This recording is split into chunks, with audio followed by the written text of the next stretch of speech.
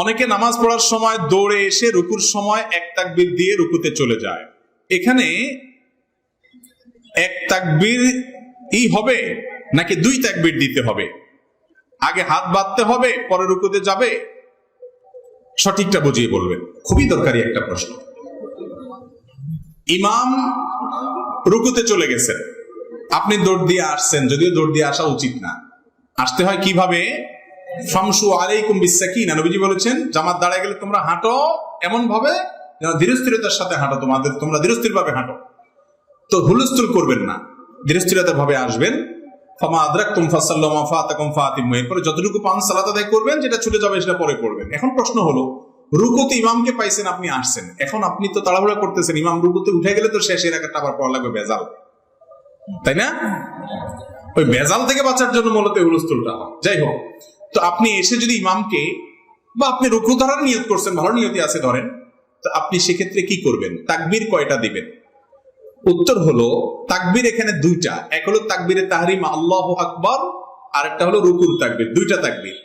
তাকবীরে তাহরিমা যেটা, এটা দাঁড়ানো অবস্থায় দিতে হবে, না দিলে নামাজ হবে না। অনেক লোক আছেন এটা খেয়াল করেন না। আপনি আল্লাহু আকবার দাঁড়ানো অবস্থায় বলে এরপরে আপনি রুকুতে যান, তাকবীর যদি দুইটা না দিয়ে একটাও দেন, নামাজ হয়ে যাবে।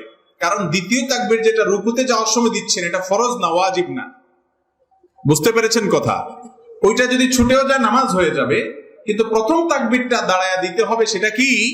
ওয়াজিব, ফরজ। তাকবীরে তাহরিমা ফরজ। অতএব আল্লাহু আকবার এটা বলে এরপর আপনি রুকুতে চলে যান। দ্বিতীয় তাকবীর যদি নাও দেন রুকুতে, নামাজ হয়ে যাবে। কিন্তু সুন্নাহ হলো আল্লাহু আকবার বলে তাকবীরে তাহরিমা বাঁধেন, এরপরে আল্লাহু আকবার বলে রুকুতে যান। হাত যদি নাও বাঁধেন অসুবিধা নেই। এখানে বুঝেন, একটা হলো দাঁড়ানো অবস্থা আল্লাহু আকবার বলা, এটা হলো ফরজ, আবশ্যক, এটা করতে হবে। হাত বাঁধাটা জরুরি না। আপনি আসছেন, আয়সা দাঁড়ায় আল্লাহু আকবার বলছেন, এরপরে রুকুতে গেছেন আবার তাকবীর দিয়ে, হাত বাঁধেন নাই, নামাজ হয়ে যাবে। কথা কি বুঝাতে পারছি? আর যেহেতু ইমাম রুকুতে আছে, হাত, আপনি আল্লাহু আকবার রুকুতে চলে যান, হাত বাঁধলেন না, কিন্তু আপনাকে তাকবীর দাঁড়ানো অবস্থায় দিতে হবে। অনেকে আসার পর রুকুতে যেতে যেতে তাকবীর বলে তারপরে নামাজে যোগ দেয়, নামাজ হবে না। কথা কি বুঝতে পারছি? আল্লাহু আকবার বলা শুরু করছে কখন যাইয়া? রুকুতে যেতে যেতে, মানে রুকুর দিকে বেশি ঝোঁক, হ্যাঁ, দাঁড়ার দিকে বেশি আছে, আপনি মুভ করতে করতে রুকুর দিকে যাচ্ছেন, তখন তাকবীর দিয়েছেন। বেশিরভাগ দাঁড়ানোর দিকেই আছেন, তাহলে নামাজ হয়ে যাবে ইনশাআল্লাহ। আর বেশিরভাগ যদি রুকুর দিকে চলে গেছেন তখন তাকবীর বলেন, তাহলে নামাজ হবে। আমি কি বুঝাইতে পারছি বিষয়টা? খুব সূক্ষ্ম একটা পার্থক্য।